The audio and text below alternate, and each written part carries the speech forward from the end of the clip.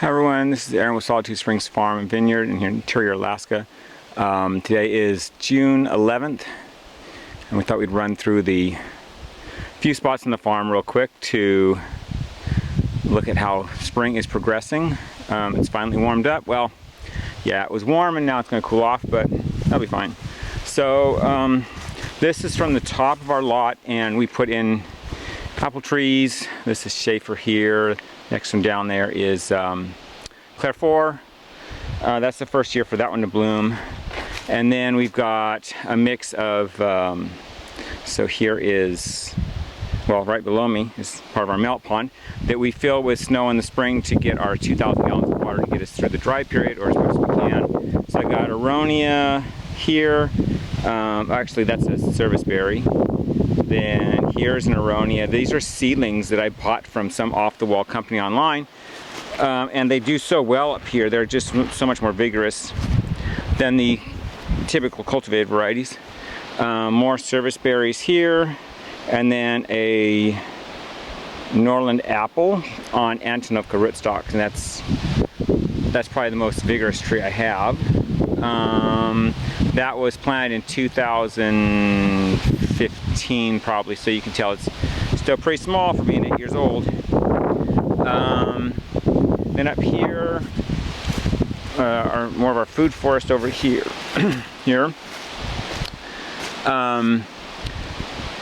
Let's see, Parkland, more Norlands here. Oops.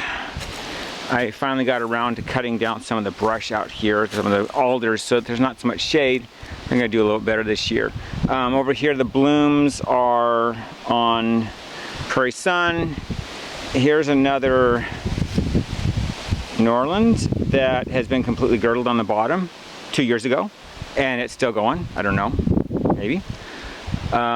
Mixture of other trees in here.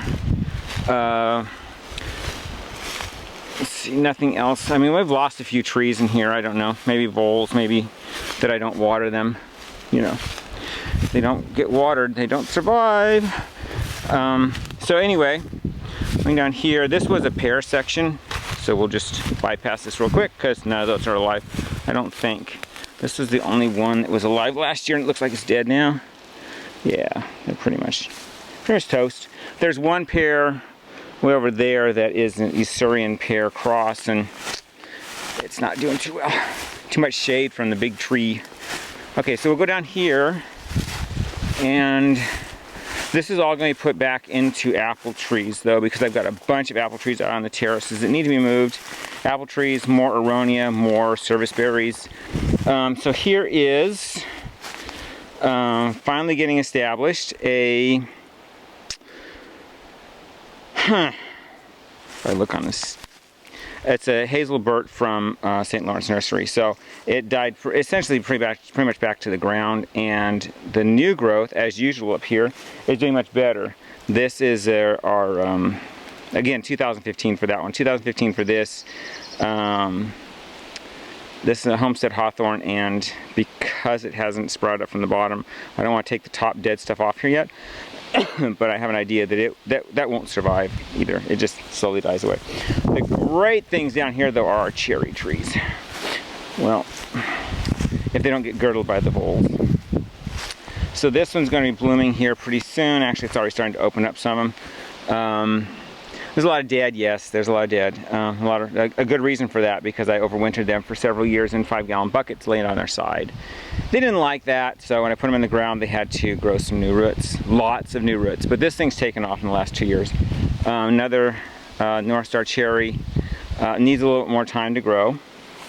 Our dead, as they all are pretty much here, Evans cherry, they do not do well here. But the tree cherries actually do much better. So I've got another tree cherry here. This is Meteor, and this is another 2015. It does look small because the original died completely back to the ground, and it sprouted out of the very bottom there. So, and this is I think the third year. This guy's getting munched on. Another disappointment. I think this is Carmine jewel, yeah. It's been about this size, about 3 feet tall for 6-7 years. Whereas the tree cherries continue to grow. And then behind the house we have the black tank in the background there. The only thing that voles can't seem to get onto, so I put my seedlings out there to just harden them off. I got grapes up there from this year's delivery from the germplasm in New York. We now have Severny in here and it's doing very well. It's another Russian grape that likes cool weather. Let's see. Lots of grass, lots of grass, lots of grass. Okay, let's go back up here.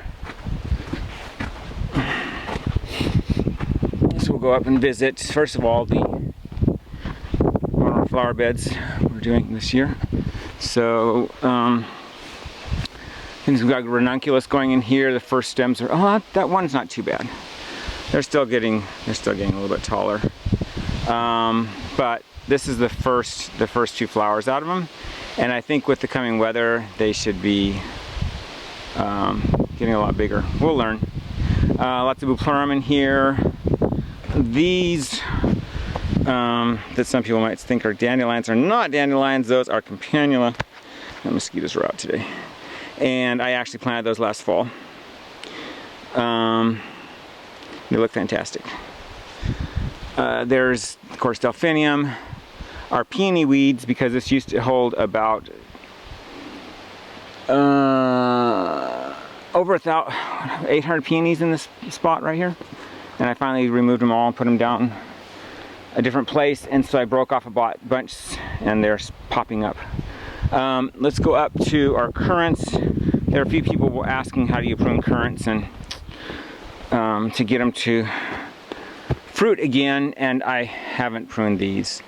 That's White Imperial, Consort, which never does anything for me. And this is Wilder, and it's kind of wild.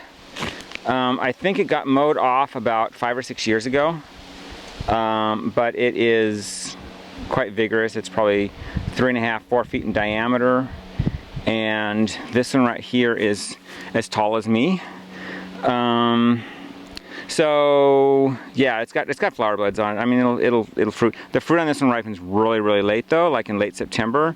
So it's still kind of tart until the very end when the frost hits it. And of course, there's some bad stuff in here too. But yeah.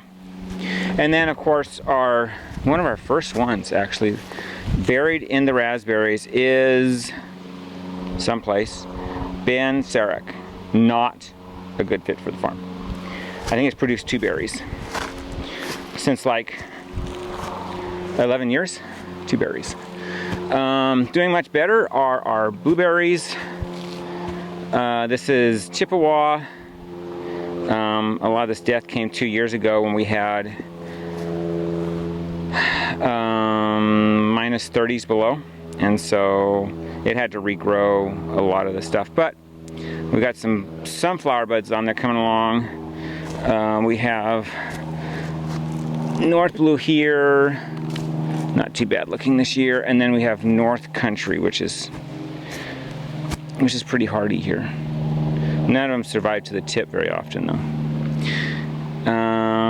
Actually, no, that's not North Country. That's another Chippewa. This is North Country. And this one did survive to the tip last year. And it's got flowers on it. So we'll get some North Country berries. Those are really good ones too, because those are the wild blueberry taste, and pretty strong too. We have Nelson, serviceberry. And then right up here, and sorry, I'm a little gimpy this spring. Yeah, this is another Hazelbrook that I got. I debated on whether I should plant it with the other one. And oh, I think it's gonna leaf out. I don't think it likes it here. There's buds on it, but I don't know. It did leaf out last year. It really needs to grow from the base though, because the new plant growth is the only stuff that survives up here. Anything that comes in from a quote-unquote hardy zone 3 area just doesn't survive. It needs new growth on it. So anyway, a few more things over on the corner here, I guess. This is a surprise because it didn't look that good this spring, but that is St. Cloud blueberry. And then our Polaris, which does not look so good. It's been in the ground for several years. Close-up of, oh boy. Not the greatest looking tree, but it never gets water, that's probably why. Norland on Antonovka. And here is what's left of 25-ish Arctic kiwi seedlings, unsexed, in pots that I bought from Fred Meyer's, I don't know, 6-7 years ago. They're still in pots in the ground. Isn't it great? And some of them do rather well. Look at that. Oh my gosh. And then most of them are males, though, I found. Which is odd because the males are the least hardy. And the other male I have that's supposed to be super hardy dies back almost every year to the ground. But these don't. I do have one female that I know is female. But I've never seen flowers on it. These produce about 4 or 5 flowers a year, literally, in total. So, anyway, that is, oh, and then of course we've got yellow transparent here, which always comes out late, and then I don't think it's got any blooms on it this year. It's not looking like it. Needs to grow a little bit more. All right, well, I'm gonna head to a different area.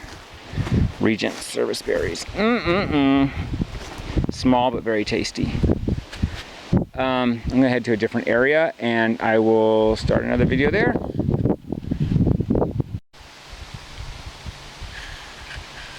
So we're up in the blackberries and looking at wild treasure here, which it was pretty cold in the fall, very little snow, and I think it actually dropped to like 10 below before we had much of any snow on the ground. And I wondered if this was going to have crown damage to it this year, because it has shown that in the past when the temperatures get low. I'm thinking, yeah, it looks like some. Well, it's not very happy. And then we got a sprout back here. I think that's what that is. It's hard to say because that may not. Yes, it is. It's fleshy. So, yeah, pretty much. I think it's going to take a while. It usually takes another 3 or 4 weeks to get going, and then it'll start producing the shoots, but it has to rebuild some. And it's always an issue. Gosh, look at how dry that ground is. It's always an issue in those cold falls where we don't get enough snow early on. But I do have, they're very easy to propagate, it turns out. I was out getting ready to cover these things up last fall, and I'm yanking on the canes because they grow, 4, 5, 6 feet long, and then they'll go into the grass up here and they'll root. That generally doesn't survive though. So I was yanking on one of the canes and it pulled the roots out of the ground. I just stuck it in a pot inside over winter and stuck it in the window, and sure enough that thing's taken off, and so I've got another propagation. I'll put some more of those in. I really want to get back to growing them because they're so good. They're just so hard to overwinter. I've got to figure this out. I think part of it's a disease issue, and part of it's because I put this row cover on it. But I was reading about where someone else used a cover over their blackberries, and they don't cover them as early as I do. I usually cover mine before it gets too cold.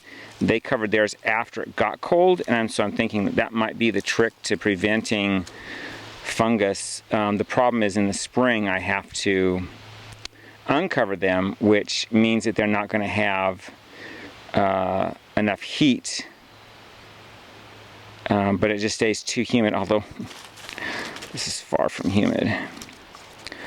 Maybe not a big deal in the spring, just in the fall, I don't know, because normally what happens is you'll get spots. See where it's dark here and then light next to it, and you'll get these spots, and they occur at every node.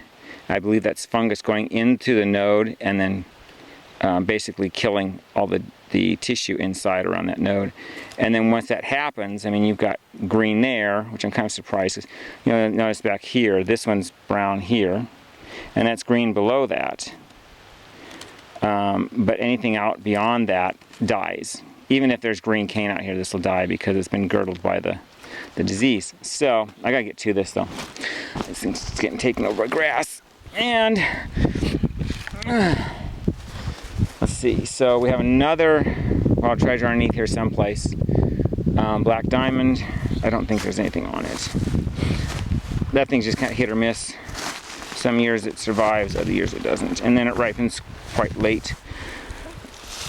And so there's probably nothing underneath here except fireweed.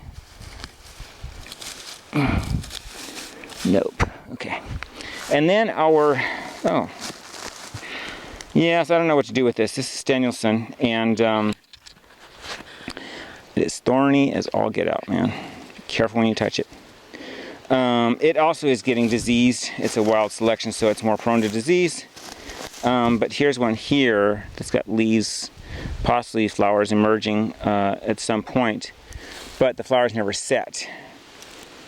And I think it's also gotten grassed out and everything. But anyway, not sure if I want to pull this all out. It's going to be a disaster because it spreads so easily. Well, I don't see anything from Marion. That might have had too much crown damage on that to actually survive the winter, but we'll see. It shoots up new growth probably mid-June, late June. It's kind of a late one to emerge. So this is our patch of grassed in as usual. Mix of red twig dogwoods. That most of them look to be doing pretty good. I planted these out last fall. I might have lost a few of them, but. And then along the top, we're putting in very small at this point serviceberries. They're Dysons though, so they should get pretty tall. And we're going to start removing the saplings in here because the road's right there. And so the serviceberries are going to become the kind of privacy screen. Why not have something edible for your privacy screen, right? And they're great for whining. So then we have down here a little more interest. We have curly willow, and I bought. It's kind of funny. I didn't think this would take. I'm still looking at this one over here because I don't see anything on it. It might be dead. Although there is red down here, and that's how they start out. The buds are red. Well, if I point the camera at it, there's red buds right there. So these I literally went to the store. They had a sale on cut and sort of dried curly willow. They had bunches for like 2 for $5, something like that. So I got a whole bunch, like several bunches of it, and I put them in water to see if I could get them to root, because willow root really easily. And they rooted, they grew, and then you can see this one here is taking off. This is going to be fantastic. They just need to get settled in. You'll notice though that the top, that actually doesn't, that's actually last year's growth, but it's dead. So the trick to these is you cut them in the fall before it freezes, and they're nice and green. You hang them upside down, let them dry completely, and then you use them in arrangements, floral arrangements, and then you just focus on keeping the bottom part of it alive. And I think these are really a zone 4. I don't think they're a zone 3. But this close to the ground, a zone 4 will do. As I call them, my herbaceous perennials, because they kind of resprout from near the ground. There's another one, and then we've got 1, 2, 3, 4, 5, 6. I think there's another 2 over here, 7, 8 lilacs. Different kinds, different colors, so that's going to be interesting. So we're going to go over to the vineyard now, and the new vineyard. I'm so excited about this. So, in our dandelion field, which I got to get under control. So here is the vineyard, the new vineyard, the terrace vineyard. We removed all of the grapes that emerged last year from down there, way down there, from the field, and put them in pots. And so we're gonna, over the next 2 or 3 years, get those all potted out. But I've got a row of red grapes, a row of white grapes, and then dozens and dozens and dozens of grapes in pots, but they're all sunk into the ground, so there is no issue with them. They all went overwintered this way.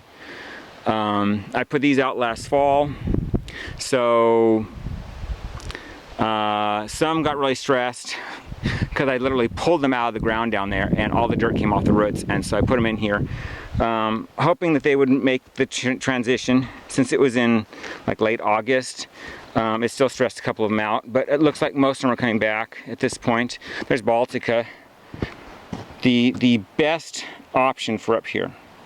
It looks small, but last year it grew about that tall. And I cut all that back because, well, actually half of that died back because it was still green. The other half I cut back because I need those leaves to get big. If the leaves aren't big, they don't have enough energy to produce roots because they compete with each other if they're small. They only produce enough energy to survive, to sustain themselves when they're small, and so you really gotta prune it back so that you can get the leaves to grow in size.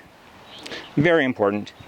Zilga, it's one we've had for a while, and I think I saw a bud coming out on it the other day. This is one that was stressed the most. I think there's a bud on there someplace. It's about ready to come out. Here's Bei Chun, and it is going really well. I don't think this one has a, I'll be surprised if I can look through the camera at it here. Let's see, how many leaves are on here? 1, 2, 3. So this one's really way too small to have a flower cluster on it, but I have another one I'll show you that's got a flower cluster on it. They're 2 years old from cuttings, again from Geneva. Thank you, Geneva. Here is Amaranth 1, and I've talked to you about this before. This one is the weirdest. I mean, I think it's almost pure amaranthus, if not pure amaranthus, from northern China, southern Russia, and the Siberian area. It's almost always completely dormant and defoliated by September 15th. Some years earlier, some years later, but right around that time is usually when it's defoliated. It's got beautiful red fall colors, and it always knows when our last frost in the spring is going to be. It always knows. It never has been hit. I've seen it budding out as early as the 13th of May, and this year I saw it budding out the 31st of May, and if you've seen any of my Instagram posts, you know that on 1st of June we had 30 degrees. It didn't, the 30 degrees didn't damage any, well, it did damage grapes. It damaged Valiant, which is not so valiant in the frost. That happens all the time up here. Valiant's the only one that's ever damaged in frost, but right back here you can see a bud, a couple of buds. Let me see if I can get down there close enough to it. So I don't want to break them off. So right there, there's 2 or 3 buds coming out of there. Those first emerged on the 30th of May. It'll still be dormant by 15th of September.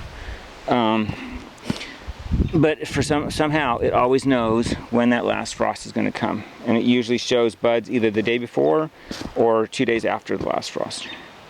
So that one never emerged. This is Alpha. Beta still not emerged. I think that one was just too much. Sapasca, I had having issues with that one just because I left it out in a pot too long. Okay, so that is Solter.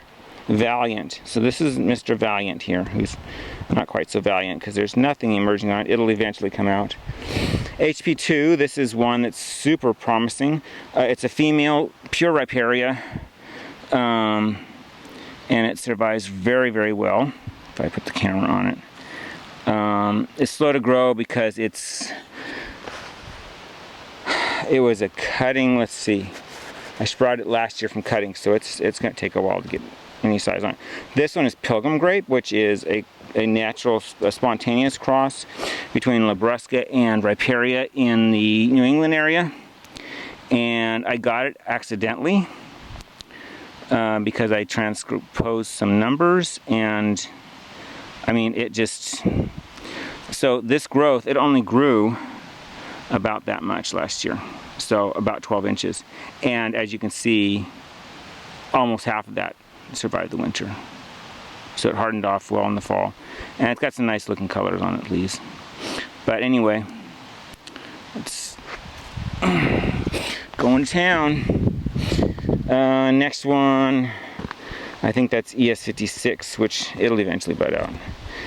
Riparius 60 from Manitoba. Mature Nets, which hasn't budded out yet. Price, a grape from Virginia Tech. It's just budded out.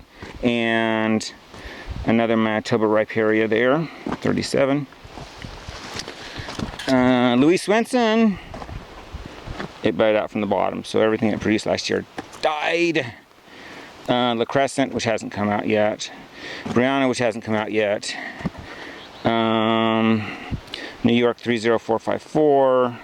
There's a bud on it, but nothing to see. Elise, ES 101830. I hope this one comes back. That is Vanderbilt Flish. Not that it'll ripen here.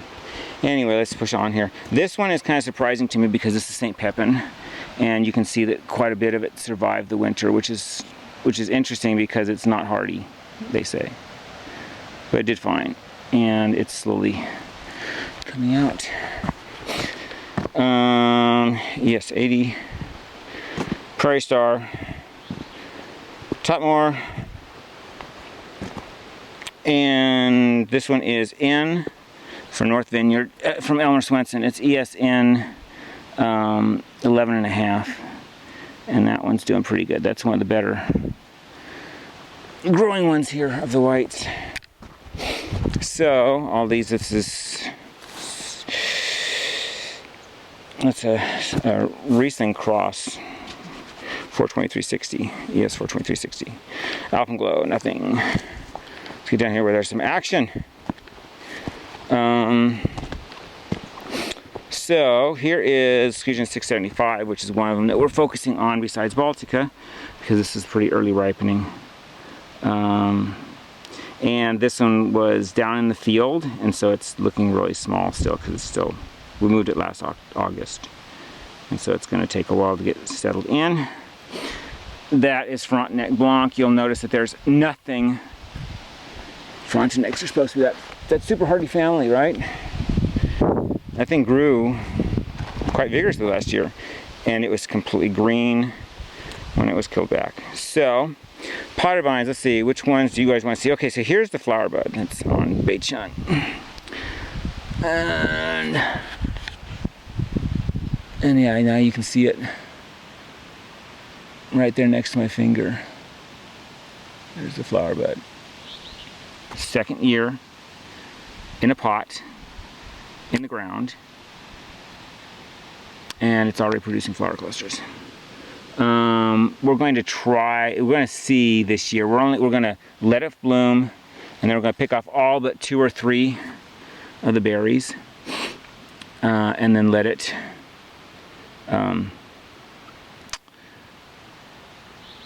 grow on those for a little bit and see what it looks like. If it's like the other ones that we've had, like we had a Marquette, so that's one from Minnesota, University of Minnesota, and it reached a whole 7 bricks. Keep in mind you need 16 minimum to make wine, preferably 18. 7 bricks won't get me anywhere, except very hard, disgusting tasting pellets. So this one here is kind of the funny one. This is my for kicks. This is my vine for kicks. This is Gewürztraminer, 2 years old. Yes, it's small. It started out small last year too. I'm not sure the roots didn't get killed back on this year, because that's what happens to vinifera. But it's just kind of funny because this one is budding out for the 2nd year in a row. And it actually hardened off enough. I broke one of the buds off because I don't want them coming out of here. But I want the stronger ones to come out of the original wood and grow again. But it actually hardened off a little bit down at the bottom. And remember, I was just talking about Frontenac Blanc, which didn't. So, in this case, vinifera is better than Frontenac. Ha! Anyway, so got a bunch of other ones out here. This is did well, but it's a male 1553, ES 1553, and it's a good one for grafting onto. and I may end up grafting 10-18-30 onto it after all, because 10-18-30 is like super slow to do anything. This is 9748, an ES 9748. This is one that's a little bit earlier in the season, but I don't think it'll be early enough for here. Beichan is a cross between Amarensis and Muscat Hamburg. This is a cross between Riparia and Muscat Hamburg, so a different wild parent.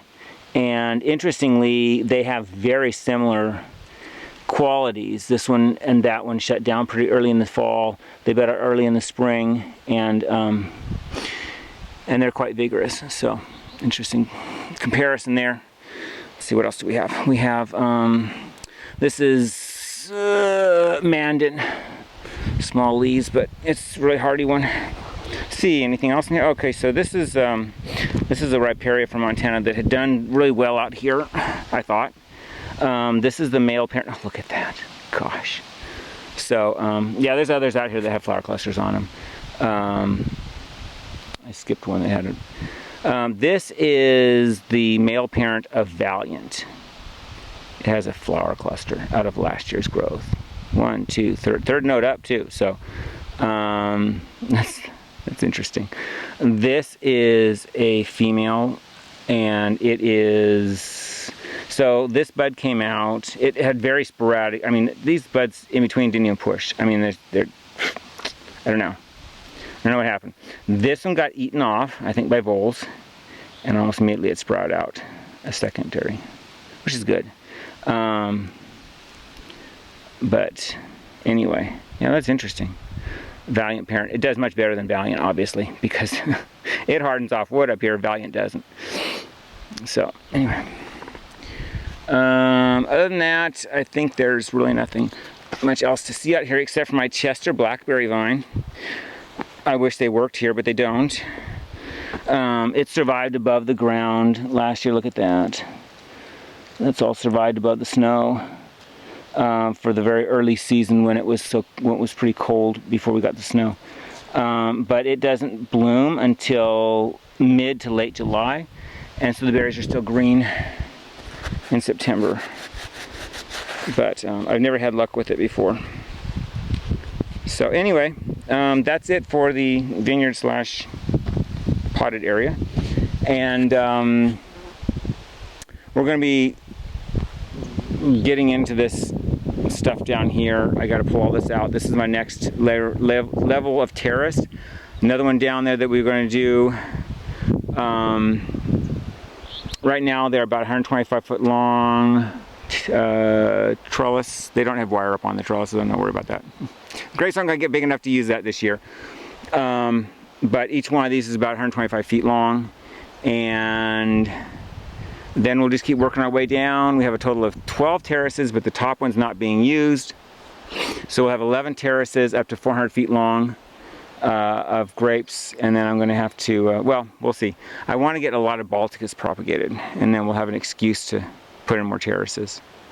So at least the big thing about the flower buds is that we know that we have varieties now, because if you've ever watched any of my past farm tours, you'll know that we don't see flower buds on the vines that we put down in the field. So the field is just the flat, the slope, just the continuous slope. When you put these terraces in, it warms the ground up about 15 to 20 degrees. Right now they're sitting at about 55, and all the way down 16 inches. 16 inches into this terrace is 55 degrees. In the field right now, they are between 35 and 40, I think 43, in the same depth. So doing the terraces definitely increases the temperature, and we've been watering, we've gotten a lot of rain, so it's kept them kind of cool, but if they start to dry out, they'll get, they'll reach into the 60s and 70s. But we've never been able to get flower clusters off of the ones that we put down there, and we dug up the biggest, oldest one that's been in my Facebook post before, Arthur, which hardens off way more wood than these do. I mean, it's got, it's feet, but none of them flower. They produce leaves, none of them flower. But now we've got Bei-Chun, we've got a Montana one. Let's see, we've got a Montana male, 2 Montana males now that have flower clusters on them as well. Baltica is too small to have flower clusters, but I believe either next year or the year after, Baltica will produce flower clusters. And then we'll really be able to see, because that's about the only one I think at this point that has a really, really good chance of ripening up here in an average season.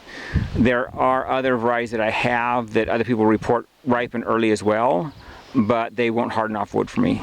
Baltica does. Baltica has no problem. I mean, it starts in July and just goes like crazy through, like last year it was like, what, October 9th, I think was our frost. So, really exciting development, 15 years to get to the point where we've got grapevine varieties that will produce flower buds. We're halfway there. So anyway, I think I'm going to sign off with that, and thank you for watching.